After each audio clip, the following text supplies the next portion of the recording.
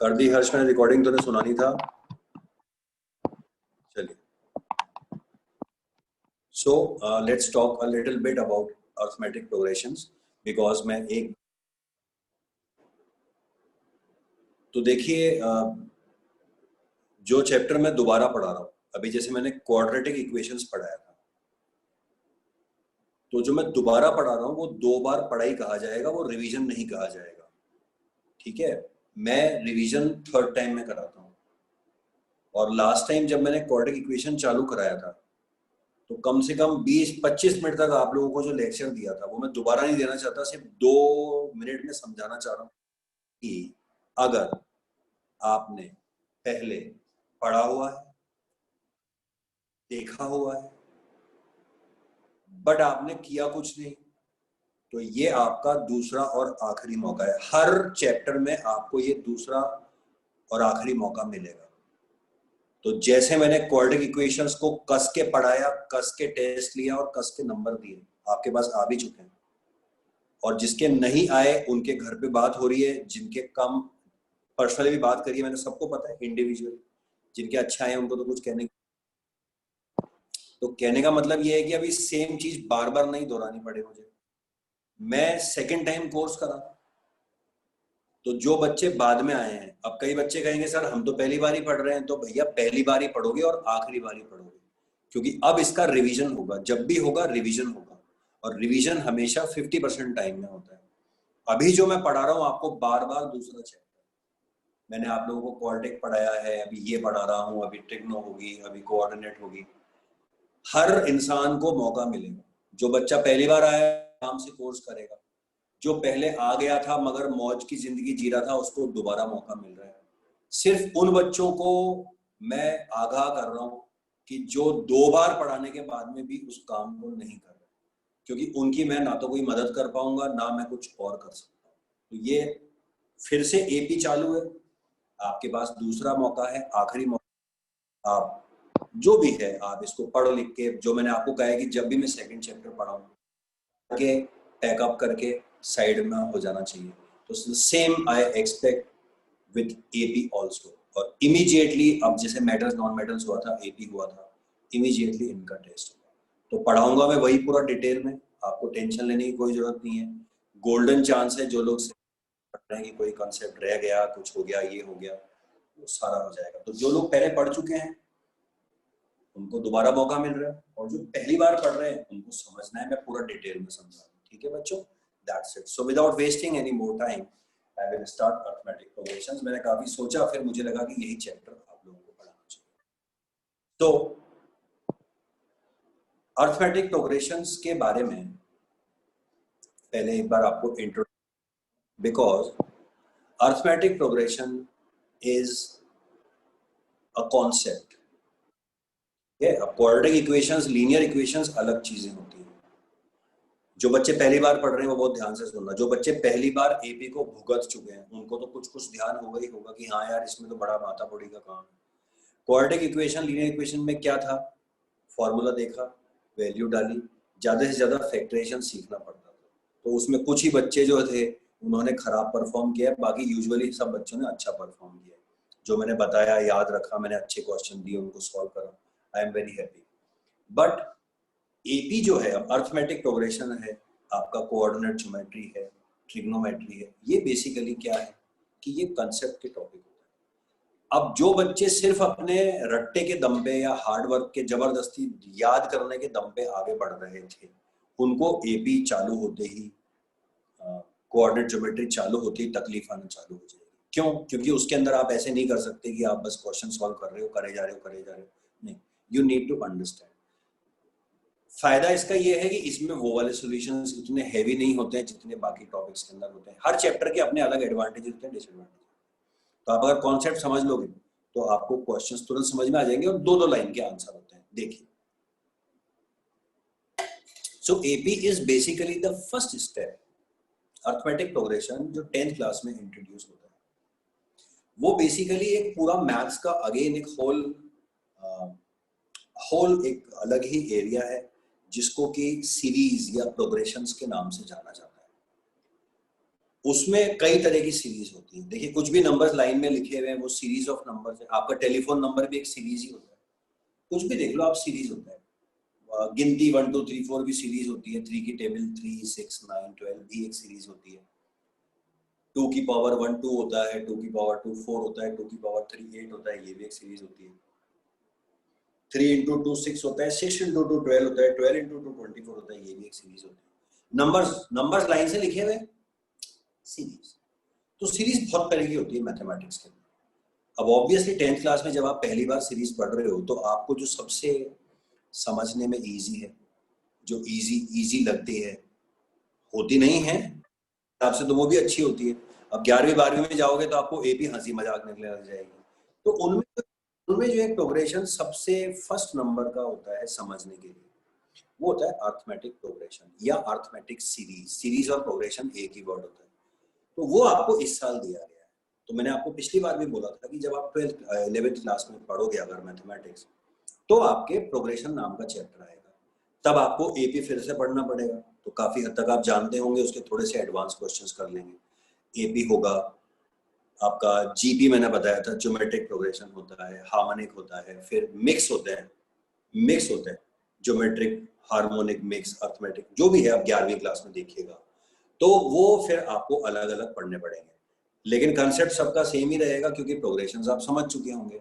इस साल हमें एपी पे फोकस करना है, और अलग जो दूसरी कोई सी भी प्रोग्रेशन होती हैं वो किसी भी कीमत पे इस साल नहीं पूछी जाती। लेकिन पॉसिबल, ये इम्पॉसिबल है, ये तो कोई क्रॉस ही नहीं कर सकता बाउंड्री। जहां बाउंड्री क्रॉस होती है वहां मैं आपको हमेशा पढ़ा ही देता हूँ, ये बाउंड्री कोई क्रॉस नहीं कर सकता। अर्थमेटिक प्रोग्रेशन है तो क्वेश्चन अर्थमेटिक प्रोग्रेशन के ही होंगे।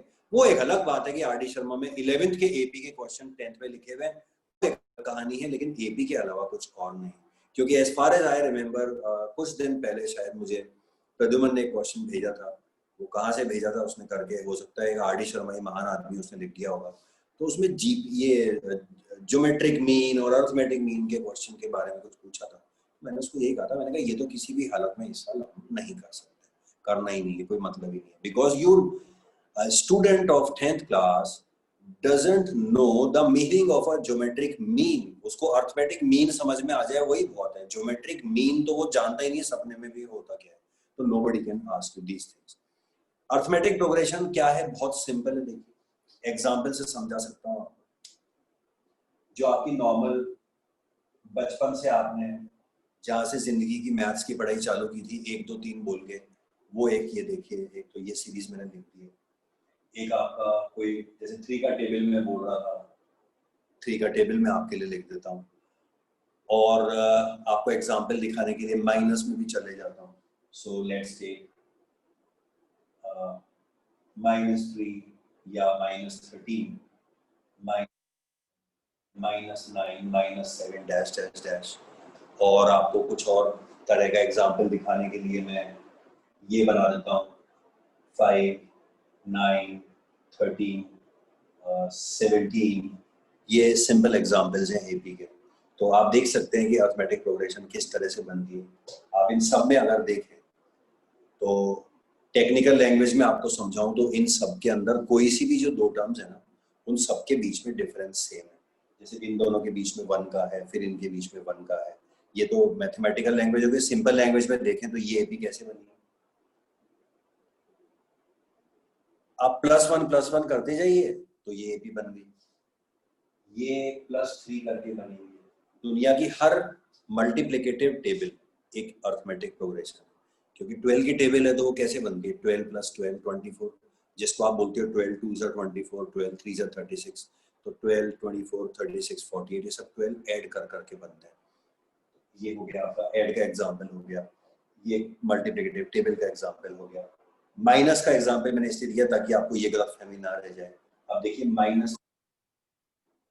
-2 is -11, -11 + 2 is -9, -9 + 2 is -7। ठीक है, ये देखिए 5 + 4 9 + 4 13 + 4। प्रद्युमन एक मिनट, मैंने आपको अभी एक और एग्जाम्पल लिख देता हूँ क्योंकि इसमें अब बाई चांस की बात है, सारे एग्जाम्पल यहाँ पर ये प्लस प्लस के आ गए हैं तो एक मैं माइनस का भी लिख देता हूँ।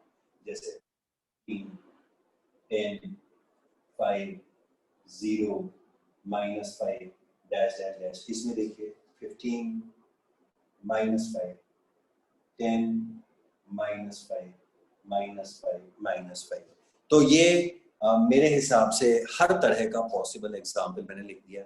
इसमें आप देख सकते हैं कि जो एपी है उसकी टर्म्स पॉजिटिव नेगेटिव दोनों दिखा दी मैंने आपको, और इसको जिसको हम कॉमन डिफरेंस बोलते हैं, आप कुछ भी समझ लीजिए कॉमन डिफरेंस। टेक्निकल टर्म में तो यही आएगा कि कोई भी दो कॉन्सिक्यूटिव टर्म्स के बीच का जो डिफरेंस होता है वो कॉमन डिफरेंस होता है। बाकी आप समझ सकते हैं हमारी आपस की भाषा में बात करें तो वो वैल्यू जिसको आप ऐड कर करके सब्ट्रैक्ट कर करके आगे बढ़ रहे हो वो कॉमन डिफरेंस होता है। तो वो कॉमन डिफरेंस मैंने आपको प्लस के एग्जाम्पल दे दिए, मैंने आपको माइनस के एग्जाम्पल दे दिए, और आपको सारी तरह की अर्थमेटिक प्रोग्रेशन दिखा दी है।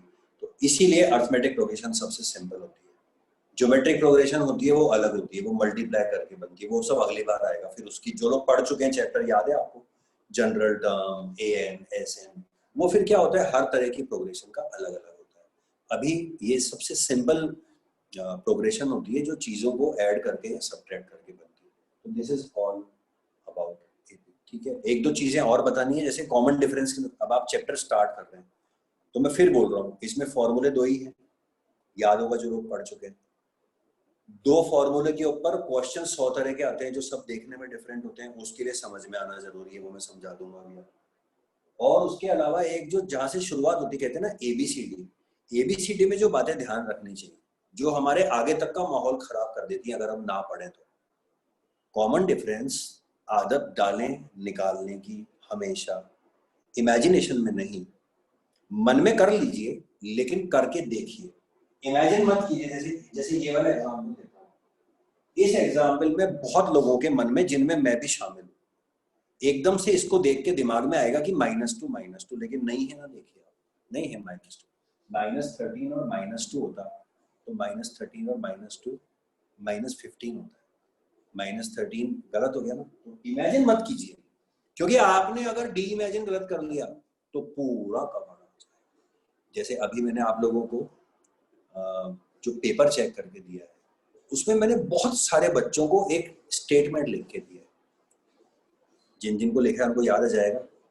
गलती मार्क करके मैंने लिखा है one silly mistake and your whole answer will become wrong, या your whole answer will become incorrect. बच्चों एक सेकंड जरा, एक सेकंड, एक्सक्यूज मी।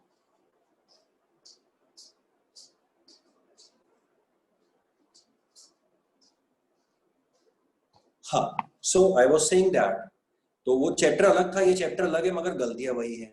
और ये स्टेटमेंट जिन लोगों की भी मैंने लिखा है उन्होंने देखा होगा कि वो क्वेश्चन के पहले स्टेप के अंदर, जैसे प्लस की जगह पहले स्टेप में माइनस लिख दिया, या आप में से एक बच्चे ने 3 जगह के ऊपर माइनस ब्रैकेट के आगे नहीं लगाया, या ब्रैकेट खोला तो सबके साइन चेंज नहीं करे, तो उसके 4 में से 3 क्वेश्चन गलत होगा हर जगह, बस माइनस का साइन गलत। इतनी सी मिस्टेक एक जो आपके जीवन में चल रही है वो आपको कितना बुरा तरह से खराब कर सकती है मैथ्स को।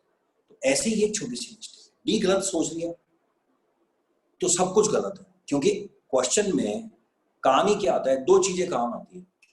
जो लोग फर्स्ट टाइम भी पढ़ रहे हैं समझिए, there are always 2 important, you can say factor बोलूंगा तो आपको मैथ्स का फैक्टर इमेजिन कर लोगे आप लोग।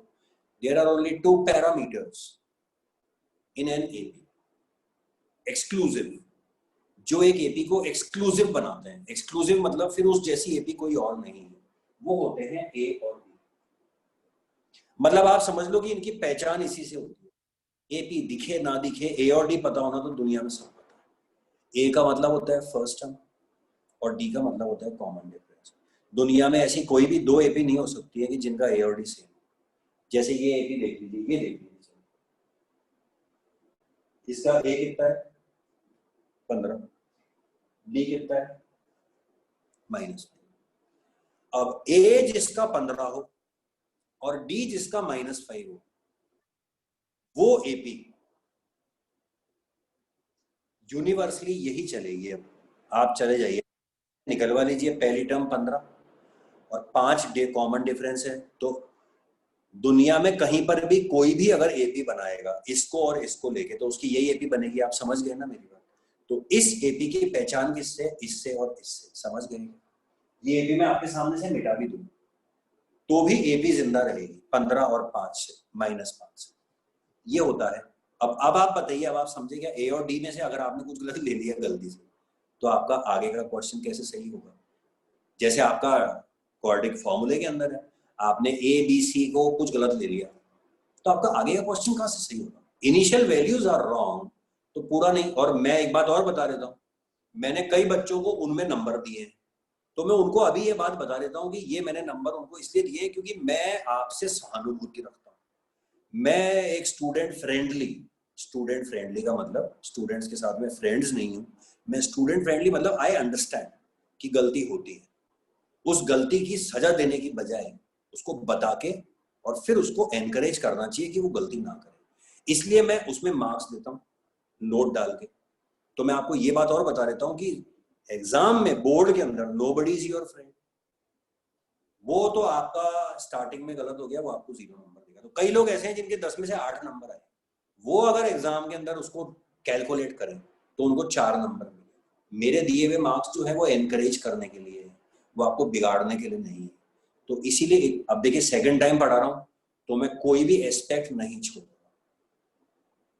समझ गए? फर्स्ट बार जो लोग पढ़ रहे हैं उनके लिए तो पूरा है ही, सेकंड बार पढ़ा रहा हूं तो no aspect should be left uncovered, complete picture होनी चाहिए। प्रद्युमन अब बोल, क्या बोल रहा था बेटा? सर कुछ नहीं सर, गलती से हो गया। क्या बेटा? सर गलती से हो गया था। कोई बात नहीं, ओके।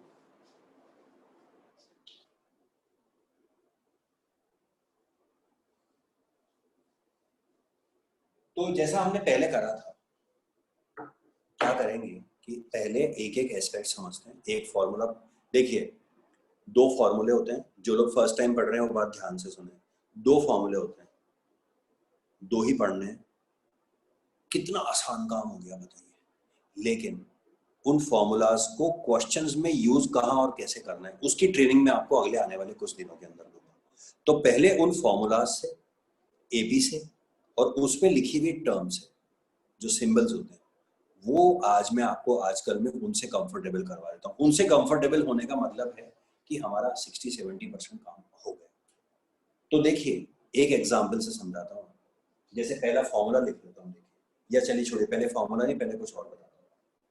जैसे अभी एक मैंने एपी लिखी थी, वैसे एक और एपी बनाता हूँ। 5 and 3 is 8 and 3 is 11 AP है, ठीक है। 5 + 3 पहले लिख देता हूँ। इस एपी का ए 5 है, दिख रहा है आपको? ये तो समझ में आ गया। और डी +3, प्लस मैंने आपको दिखाने के लिए लगाया, आपको जरूरत नहीं है लगाने की, लेकिन मैंने ये दिखाया कि भाई मैंने ढंग से डी देख लिया। मैंने मेरे डी को तुक्के में नहीं लगाया, मैंने क्या करा, मैंने मेरे मन में 8 में से 5 माइनस करा, 3 आ गया। फिर डबल चेक करा कि 5 और 3 8 आता है नहीं आता। मैं टीचर हूं तो भी आज मैं ऐसे ही करता हूँ। बच्चे ज्यादा आगे निकल जाते हैं, बच्चे कुछ भी छोटा मोटा काम करके आगे भाग जाते हैं, फिर उसको उसका खामियाजा भुगतना पड़ता है। मेरे से 100 में से 1 बार गलती होती है, लापरवाही करोगे तो 100 में से 15 बार गलती होगी, इतना ही फर्क होता है। मन में करिए, आराम से माइनस कर लीजिए, फिर क्रॉस चेक कर लीजिए। 8 में से 5 गया, 11 में से 8 गया, 3 आ गया। और इमेजिन कर लीजिए 3 होता तो 5 and 3 है, तो फिर अब गलती होने का चांस नहीं। ठीक है, ये हो गए ए और डी। तो जो पहला एक्सप्रेशन है वो कहाँ काम आता है, मैं आपको समझा रहा हूँ। ये तो होती है हर एपी की पहली टर्म, ये होती है दूसरी टर्म, ये होती है तीसरी टर्म। आप में से कई लोग जो फर्स्ट टाइम पढ़ रहे हो सोचेंगे ये क्या समझा रहे हो सर, ये तो दुनिया में सब जगह ही होता है। ट्रेन के डब्बे खड़े हो तो भी पहला पहला ही होता है, दूसरा दूसरा ही होता है। स्टूडेंट्स क्लास में बैठते हैं तो बेंच के ऊपर 1 2 3 सर ऐसे ही होता है। दुनिया में कहीं पर भी लाइन लगी होती है तो वहां पर ऐसे ही होता है, ये फर्स्ट है, ये सेकंड है, ये थर्ड है। ट्रीज लगे हुए हैं तो ये फर्स्ट है, ऐसे तो कोई बोलता नहीं, पहला फर्स्ट है, लास्ट वाला सेकंड है, फिर बीच वाला थर्ड है, ऐसा तो दुनिया में कोई नहीं बोलता। लेकिन सबसे इंटरेस्टिंग बात यही है कि ये जो बात है फर्स्ट सेकंड थर्ड की, ये इतनी सिंपल है कि पहली क्लास का बच्चा भी समझता है, आप भी समझते हो, पहली क्लास का बच्चा भी समझता है, पहली दूसरी तीसरी बोलना उसको भी आता है, फर्स्ट सेकंड थर्ड बोलना आता है। लेकिन यही एपी के अंदर आपको सबसे ज्यादा दुखी करेगा। कैसे, मैं समझाता हूँ। अब देखिए, ये फर्स्ट टर्म है, ये सेकंड टर्म है, ये थर्ड टर्म है। अब इतनी सी बात में बच्चा कहाँ कंफ्यूज होगा, और आप में से 20% बच्चे होंगे इतनी सी बात में। जैसे ये है थर्ड टर्म, अब आप किसी से पूछे कि थर्ड टर्म क्या है तो बोलेगा 11। और अगर आपसे कोई पूछे कि 11 कौन सी टर्म है तो आप जवाब देंगे तीसरी। तो दो नंबर हो गए, एक तो 3 और एक 11। थर्ड टर्म, थर्ड टर्म का मतलब इसकी पोजीशन 3 है मगर टर्म 11 है। आप समझने की कोशिश करें, इसको ऐसे लिखते हैं। ये है आपकी फर्स्ट टर्म, ये है आपकी सेकंड टर्म, ऐसे लिखते हैं बच्चों, A2 A3 A4 ऐसे लिखते हैं चौथी टर्म। अब समझने में आ जाए तो 5 सेकंड के अंदर समझ में आ जाए। जिसको कंफ्यूजन नहीं हुआ उसको तो जिंदगी में कभी नहीं होगा, और जिसको हो गया उसका कंफ्यूजन साल खत्म हो जाए तो दूर नहीं होगा। अब कंफ्यूजन किस बात का है, देखिए चौथी टर्म 14 है, या अभी मैं इसकी बात कर रहा था, थर्ड टर्म 11 है। अब यहाँ पर दो नंबर है, ये जो पहली बार पढ़ रहे हैं वो ध्यान से सुन रहे हैं। थर्ड टर्म 11 है, तो एक तो नंबर है 3 और एक है 11। तो अभी तो आपको बड़ा अच्छा लग रहा है सुनने में। कई बच्चे ये भी सोच रहे होंगे अब मेरे को तो आता है, sir is talking about other students who are fool who do not understand.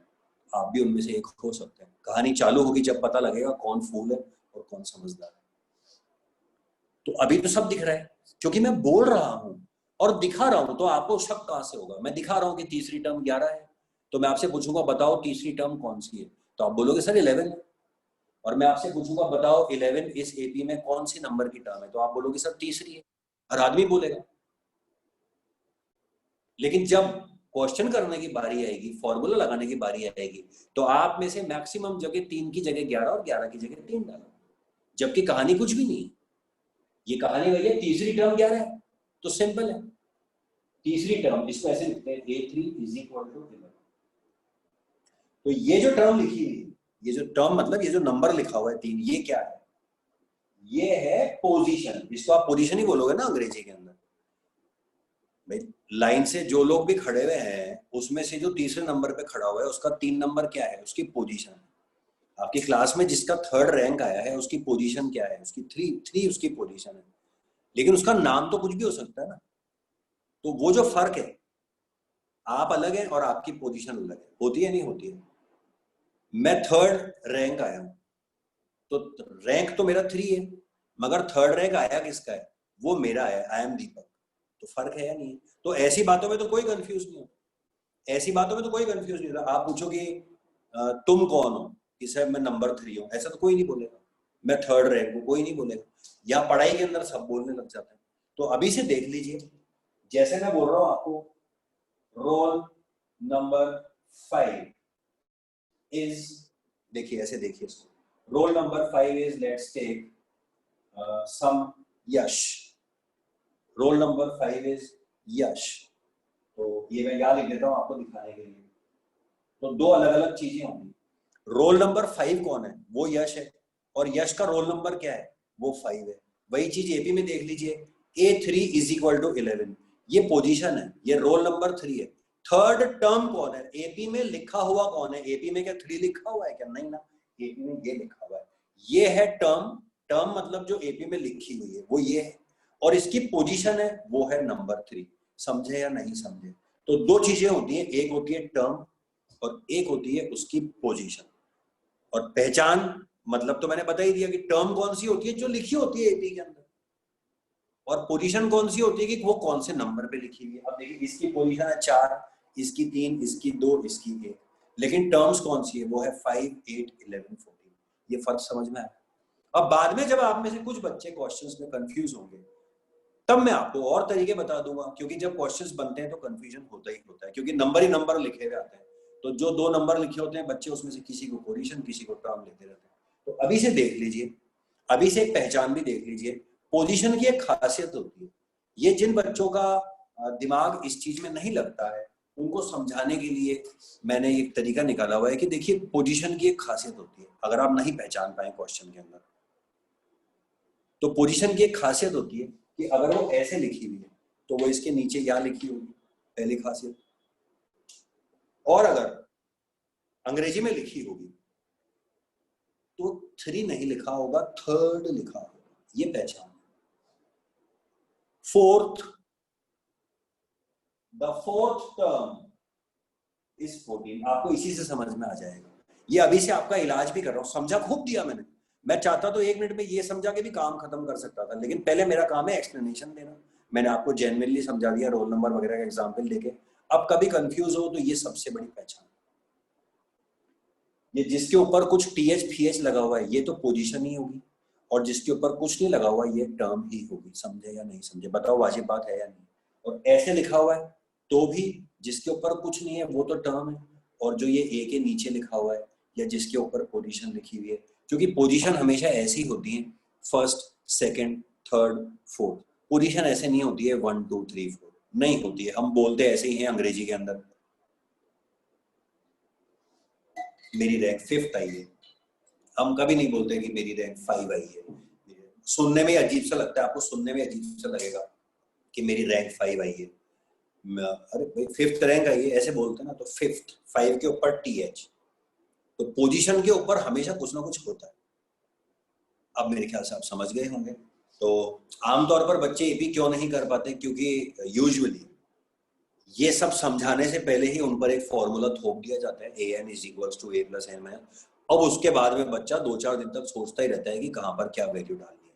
तो मैंने आपको पहले ही समझा दिया है, सिंपल सी बात है। ये a, पहली टर्म a कहलाती है, कॉमन डिफरेंस b कहलाता है, हर टर्म जो है टर्म कहलाती है, और वो जिस पोजीशन पे लिखी हुई है वो पोजीशन कहलाती है।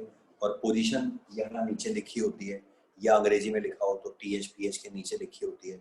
और जो इंडिपेंडेंटली लिखी होती हैं वो 99.99% टर्म्स ही होती हैं। Now let me introduce you the first formula which I think now you will be able to easily understand. देखिए,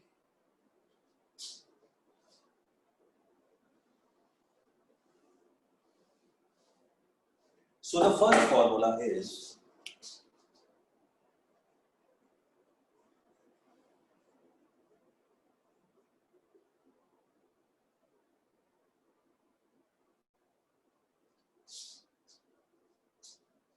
अब मैं इतना समझा चुका हूं कि आप समझ गए होंगे शायद। ए तो फर्स्ट टर्म है, या तो 5 डलेगा, और डी +3 है वो यहाँ डलेगा। अब बचा एन और ए एन। अभी अभी मैंने आपको बताया ये एन क्या है, पोजीशन। क्या है ये, पोजीशन। तो जब भी कोई बोले चौथी टर्म निकालो तो आप A4 डाल देना। समझे या नहीं समझे। तो ये है पोजीशन, ये जो नीचे लिखी है ये है पोजीशन। ये देखिए ये पोजीशन, या लिख दूं क्या, एन है पोजीशन क्योंकि इसके नीचे लिखी हुई है, और ए एन है टर्म ऑन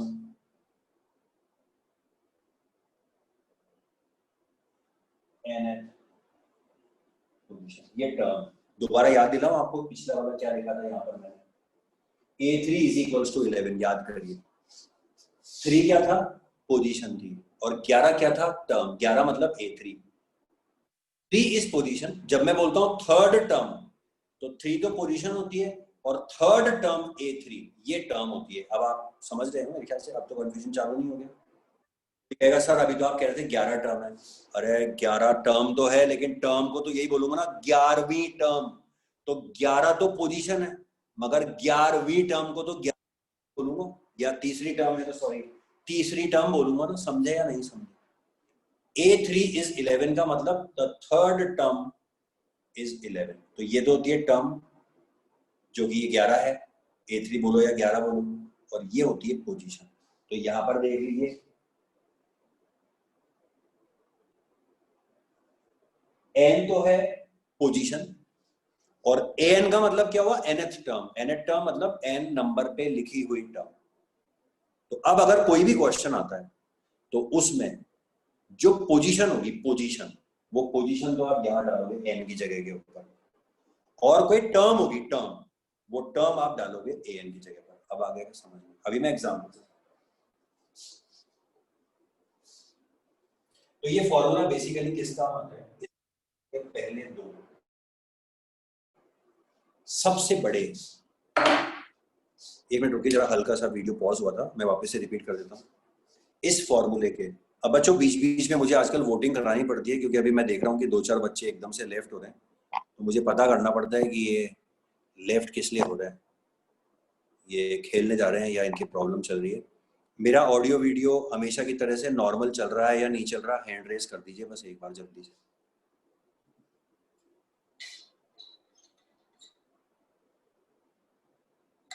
बस हाथ नीचे कर लीजिए, बहुत है वोटिंग, बहुत है, बहुत बहुत बहुत, बस thank you so much, thanks मेरा सपोर्ट करने के लिए, इतने सारे वोट्स देने के लिए। चुनाव का मौसम चल रहा है बाहर, हाथ नीचे कर लो।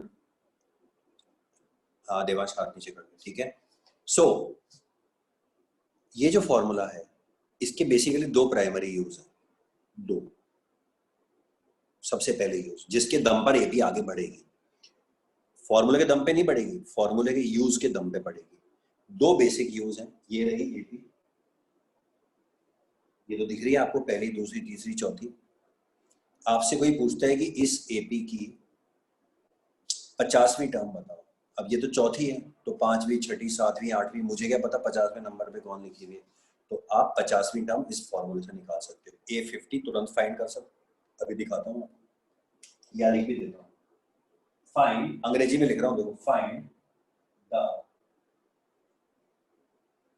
50th टर्म, या ऐसे लिखा हुआ आएगा A50। अब आप समझ गए ना, 50th टर्म मतलब टर्म फाइंड करो, A50 मतलब टर्म फाइंड करो, और जो ये नीचे दिया हुआ है 50, इसके नीचे दिया हुआ है और इस क्राउन के नीचे दिया हुआ है, ये क्या है, ये पोजीशन है। पोजीशन मैं आपको दे रहा हूं तुम्हारी क्लास में। अब कई बच्चे कहते हैं सर समझ नहीं आया, समझ कैसे नहीं आया, अभी तो मैं बोल रहा था, अब तुम्हारे से किसी ने पूछा कि तुम्हारी क्लास के अंदर 10वां रैंक किसका है, तो 10 नंबर तो तुम्हें बताना पड़ेगा ना, ऐसे बोलेगा कि तुम्हारे से आगे तुम्हारी क्लास में रैंक किसका है, तुम हंसोगे पागल हो गया, रैंक तो बोले सबका ही आया है, मेरा खुद का ही लास्ट रैंक आया है, मेरे से क्या पूछ रहा है, मतलब रैंक तो है, तो आप कहोगे अबे रैंक तो बोल, बोलेगा नहीं नहीं तुम्हारी क्लास में रैंक किसका है, आप भगा दोगे चार्टर लगा के। तो वही चीज यहां पर है, मैं भी तो यही बोल रहा हूँ 50th टर्म निकाल। तो मुझे अगर आपको 2 ही सवाल बनते हैं क्लास के अंदर भी, 10th रैंक किसका है और तेरा रैंक क्या आया है, यही 2 सवाल लाइफ में भी बनते हैं, जब तो कंफ्यूज नहीं होते। यहां पर वही चीजें 2 करके पढ़ा दो तो बच्चा हाय तौबा मचा देता है। आप बताइए क्लास में भी 2 ही चीजें होती हैं, 10th रैंक किसका आया है, तो आप बोलते हो हाँ भाई 10th रैंक राहुल का आया है, हो गई कहानी खत्म। और या फिर आप दूसरा सवाल ये पूछते हो कि यार उसका शाम का रैंक क्या आया है, तो आप बता दो शाम का रैंक तो है ना 12वां है, 12th रैंक है। जब तो बड़ा जीवन आसान लगता है, मैंने कहा ना तब तो बहुत जीवन आसान लगता है, पहली क्लास का बच्चा ही गलती नहीं करता, आप पहली क्लास के बच्चे से ही पूछ लो। अब पढ़ाई में कंपटीशन इतना ज्यादा है कि पहली क्लास का बच्चा पढ़ना जाने नहीं जाने उसको रैंक की परवाह पहले रहती है, पढ़ाई की परवाह नहीं है, रैंक की। घर वाले भी रैंक के पूछेंगे कौन सा रैंक आया, 2nd रैंक, अच्छा अच्छा, बहुत खुश घर वाले। सच्चाई पता नहीं है, नया स्कूल खुला है, बच्चे ही 2 हैं, हमारा बच्चा 2nd रैंक पर है, बच्चे पेरेंट्स राजी रहते हैं, उनको कोई मतलब नहीं। तो वो कहानी पहला क्लास का बच्चा भी समझता है कि रैंक तेरा क्या आया है 2nd, और तेरी क्लास में फर्स्ट किसका आया है, फलाने का, एक्स का आया है। वहां तो कोई कंफ्यूज नहीं है दुनिया में। और या पढ़ाई का नाम आते ही जिसको देखो वो हाफत मचा देता है, सर नहीं समझ में आ रहा, सर कैसे समझ में नहीं आ रहा। वहां पर भी 2 ही चीजें हैं, रैंक और नेम, यहाँ पर भी वही 2 चीजें हैं, रैंक और टर्म। अब आप कहोगे सर फिर इतना कंफ्यूजन होता क्यों है, कंफ्यूजन इसलिए होता है बेटा, वहां कंफ्यूजन इसलिए नहीं होता, उसका कारण ये नहीं कि तुम बड़े इंटेलिजेंट हो, नहीं नहीं नहीं नहीं, अबे वो चीज ही इतनी आसान है कि तुम गलती कर ही नहीं सकते, इसलिए वहां गलती नहीं होती, फर्क होता है। यहाँ पर तुम गलती क्यों करते हो, क्योंकि यहाँ दोनों नंबर है, 4th टर्म 14 है, तो position is 4 and the number is 14, दोनों नंबर है, अब सर कौन दिमाग लगाएगा। अरे मैं कह रहा हूँ ना, जब मैं बोल रहा हूँ 4th टर्म, तो 4 था टीएच के नीचे 4, ये तो पोजीशन है, और 4th टर्म इज 14, 14 टर्म है। अब मैं यहाँ पर भी वही पूछ रहा हूँ, फाइंड द, आप में से कई लोगों को लगेगा सर इतनी सी बात को 1 घंटा हो गया समझाते हुए, मुझे पता है ना, आज नहीं समझ में आई तो तुम मुझे अगले दिन 8 दिन 5 दिन जब तक ये चैप्टर चलेगा तुम मुझे दुखी कर दोगे सवाल पूछ पूछ के, और तुम कुछ एक सवाल भी ढंग से नहीं कर पाओगे। और ये बिल्डिंग ब्लॉक है एपी का, ये नहीं समझ में आया तो आगे की एपी बेकार है, इसीलिए इस चीज को इतना डिटेल में समझा। एक बार आपको ये समझ में आ गई ना, तो उसके बाद तो मुझे बस आपको खाली क्वेश्चंस और क्वेश्चंस को करने का तरीका सिखाना पड़ेगा, बाकी सब समझ में आ जाएगा। फाइंड द 50th टर्म, तो ये फॉर्मूला किस काम आता है? वही तेरा रैंक क्या आया है और 10वां रैंक किसका है, वही चीज यहां पर है। इस एपी के अंदर 50वीं टर्म कौन है, या इस एपी के अंदर 60 कौन सी टर्म है? अब फिर दुखी बच्चे, भाई देखो वही बात है, मैंने फिर से बोला, इस एपी में 50वीं टर्म कौन है? तो 50वीं टर्म मतलब 50वीं टर्म बताओ, वो टर्म बताओ जो इस एपी में लिखी हुई है। 50वीं का मतलब मैं आपको उसकी पोजीशन बता रहा हूँ, रैंक नंबर 50 कौन है वो बता दो। और या फिर टीचर पूछेगा कि बताओ इस एपी में 60 कौन सी टर्म है। राहुल तेरा रैंक क्या आया है, 60 कौन सी टर्म है? अब बच्चे मुझे दुखी कर देते हैं, जैसे ही पूछो 60 कौन सी टर्म है, ये 60 लगा दो। मन होता है घर जाके डंडे से मारो। अरे जिसको नहीं समझ में आता अब तो उसको भी समझ में आ जाना चाहिए जब मैं बोल रहा हूं।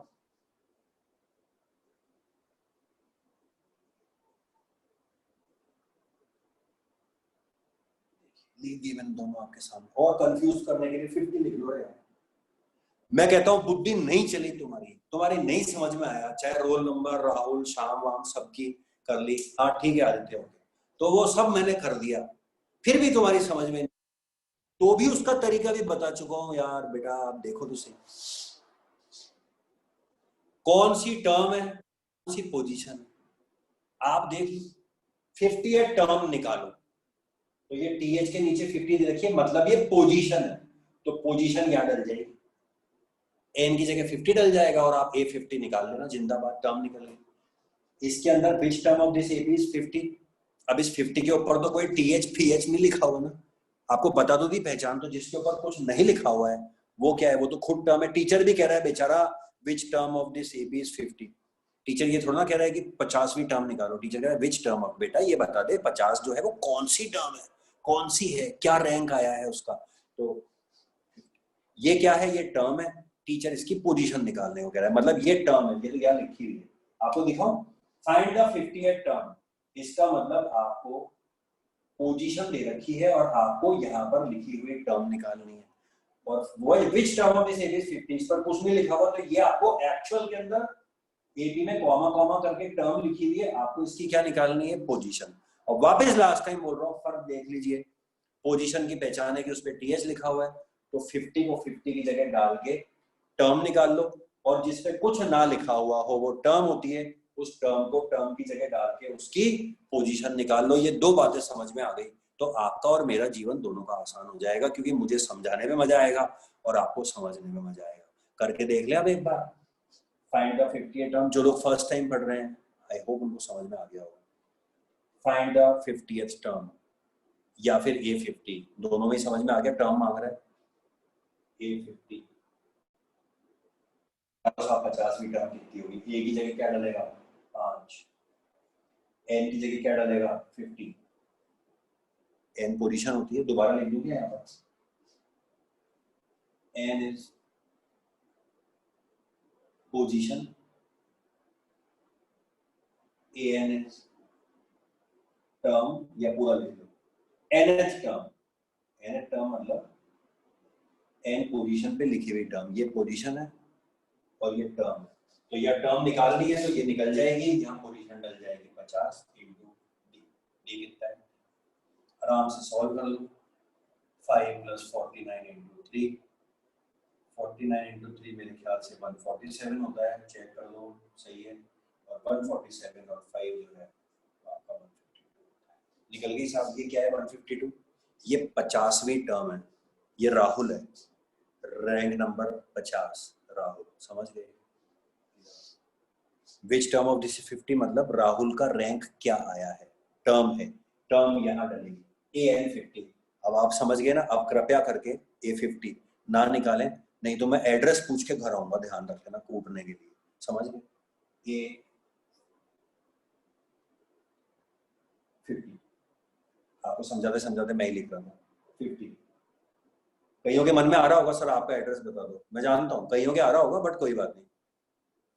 50 is equals to A plus, अब आपको पोजीशन निकालनी है n-1,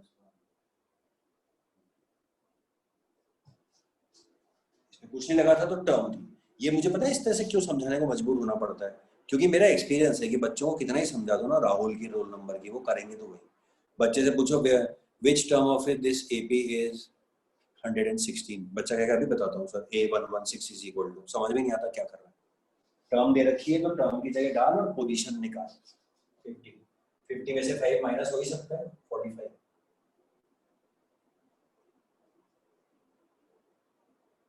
एक मिनट रुकिए जरा, सही है, 3n माइनस 3, ये माइनस हो ही गया, 45 प्लस 3 इज 48।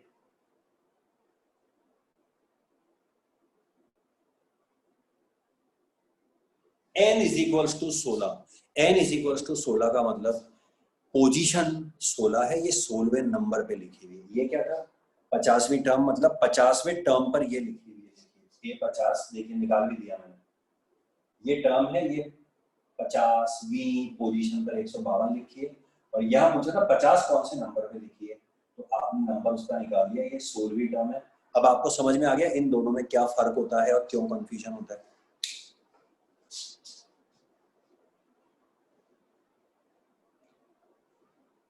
अब आपको कोई डाउट हो तो डाउट आप पूछ लीजिएगा। जो बच्चे पहली बार पढ़ रहे हैं उसके लिए ये सबसे बेसिक चीज है। इसकी आपको मैं एक फोटो खींच के भेज दूंगा।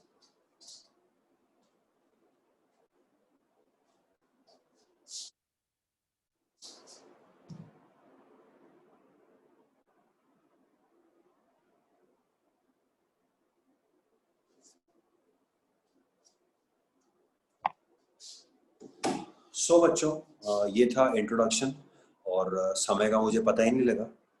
और अभी भी मैं वैसे भी आप लोगों को, क्योंकि आप लोगों में से कई लोग बायोलॉजी के पके हुए होते हैं, तो मैं इसीलिए क्लास थोड़ा सा 10-15 मिनट का गैप करके पढ़ा रहा हूँ। तो 45 मिनट्स में इतना ही हो पाता है, उसमें भी 5-10 मिनट का मेरा लेक्चर हो जाता है। टाइम खराब कल से नहीं करेंगे, कल से सिर्फ पढ़ाई करेंगे, तो इसको आप कवर कर लीजिएगा, बस देख लीजिएगा। कल मैं पढ़ा के फिर मैं आपको इसके क्वेश्चंस जो हैं वो भेजूंगा, और फिर उसके बाद में अपन कल मिलते हैं। So that's it, okay.